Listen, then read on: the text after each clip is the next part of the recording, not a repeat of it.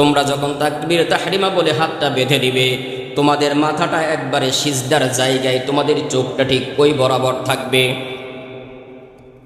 নামাজি ব্যক্তির চোখ থাকবে আমার সিজদা যেখানে পড়বে সেখানেই আমার নজর। ডানে বামে তাকানোর কোনো সুযোগ নাই।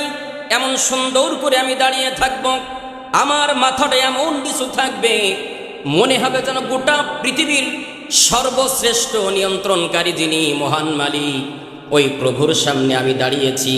আমার দাঁড়ানোটার ভিতরে যদি কোনো বেয়াদবি হয় তাহলে আমাকে পানিশমেন্টের ব্যবস্থা করা হবে, আমাকে জাহান্নামের আগুনের ভিতরে নিক্ষেপ করা হবে। এই মানসিকতা নিয়ে যদি কোনো ব্যক্তি নামাজে দাঁড়ায়, আল্লাহ রাব্বুল আলামিন বলছেন ওই ব্যক্তির ভিতরে যদি খুশু খুজু থাকে, আমি আল্লাহ রাব্বুল আলামিন ওই ব্যক্তির নামাজটারে কবুল করে নিই। সুবহানাল্লাহ। আর দুনিয়ার বুকে এমন কিছু মানুষ থাকে যারা নামাজ আদায় করে, কিয়ামতের কঠিন মুসিবতের সময় কিছু মানুষ কি তাদের আমল নামাগুলো একটা পুরাতন কাপড়ের টুপলা বেঁধে তাদের মুখের উপরে নিক্ষেপ করা হবে। এই নাও তোমার আমল, এই নাও তোমার নামাজ, এই নাও তোমার দান সদকা। ওই মানুষ তখন আল্লাহ রব্বুল আলামিনকে প্রশ্ন করবেন, রব্বুল আলামিন আমার আমল নামাগুলো আপনি কেন ফিরিয়ে দিলেন? আল্লাহ রব্বুল আলামিন ওই ব্যক্তির জবাবে বলবে, এটা তোমার ওই আমল নামা যে আমলের ভিতরে তোমার যাররা পরিমাণ কোনো খুশু খুজু ছিল না, কোনো মন মানসিকতা ছিল না, এজন্য তোমার ইবাদত তোমার আমলগুলো আমি তোমার কাছেই আজকে ফিরিয়ে দিলাম। নামাজ পড়েও জাহান্নামে যাবে, কোনো কাজ হবে না। এই যে নামাজ পড়তেছেন, এই নামাজের ভিতরে আমাদের এমন খুশু খুজু থাকতে হবে, মানসিকতাটা এমন থাকতে হবে আমাদের একেবারে নরমাল মোডে আল্লাহর কাছে দাঁড়াইতে হবে। দুনিয়ার কোনো প্রধানমন্ত্রীর কাছে, এমপি মন্ত্রীর কাছে যখন আমরা দাঁড়াই, আমরা কি বুক টান টান করে বুকের বোতাম 4-5টা খুলে দাঁড়াই? কেমনে দাঁড়াই? যাওয়ার আগে সুন্দর করে দাড়িটা একটু চিরুনি করে নিই, মাথার চুলগুলোরে চিরুনি করে নিই, এরপরে পোশাকটা একটু টান টান করে একটু ঝাড়া দিই, ধুলা ময়লা আছে কিনা।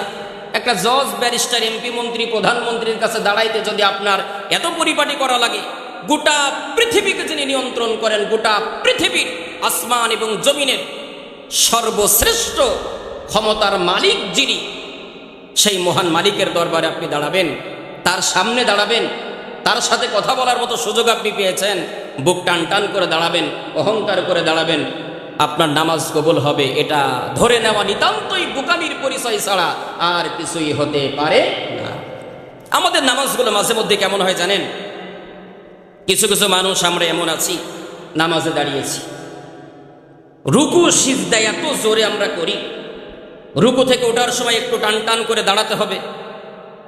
দাঁড়ানোর পরে আমাদের একটা দোয়া আছে, সেটা অন্তত যদি নাও পড়তে পারি, রব্বানা লাকাল হামদ হামদান কাসীরান তাইয়িবান মুবারাকান ফি, এতটুকু যদি নাই পড়তে পারো অন্তত একটু টান টান করে দাঁড়ানোর ব্যাপার আছে।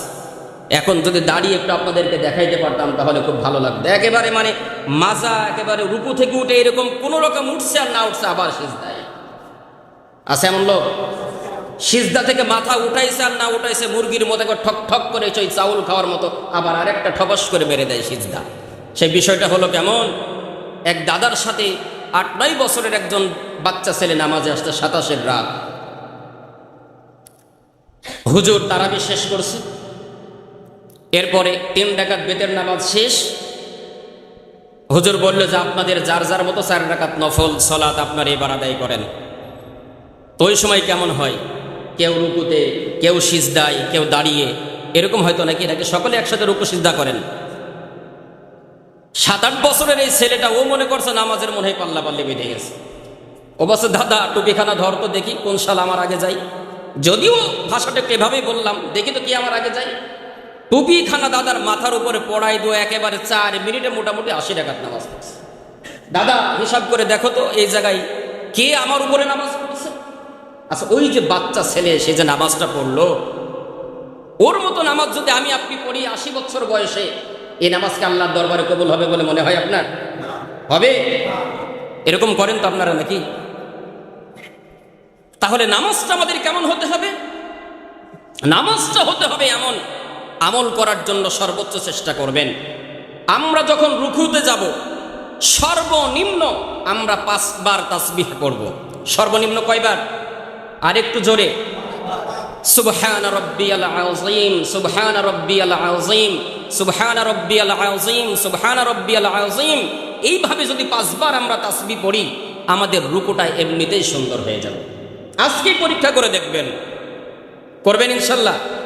এরপরে সিজদাতে গেছেন, ওই রকম ভাবে সুবহান রাব্বিয়াল আ'লা, সুবহান রাব্বিয়াল আ'লা, সুবহান রাব্বিয়াল আ'লা, সুবহান রাব্বিয়াল আ'লা, সুবহান রাব্বিয়াল আ'লা, এই 5 বার যদি ধীরে সুস্থে পড়ে আপনি রুকু সিজদাটা করেন, সুন্দর না হয়ে কোথায় যাবে বলেন তো? কিন্তু আমরা তো মোটামুটি, যদি ইমাম সাহেব একটু দেরি করে তো ডান বামের মানুষ এমন আছে, মানে হুজুর সতর্ক হয়ে যান, দেরি হচ্ছে, এরকম মানুষ আছে। যদি এখানে নাই, এরকম আছে। আল্লাহ তাআলা বলেন এই সকল নামাজি ব্যক্তিগুলো নামাজ পড়ার পরে জাহান্নামে যাবে।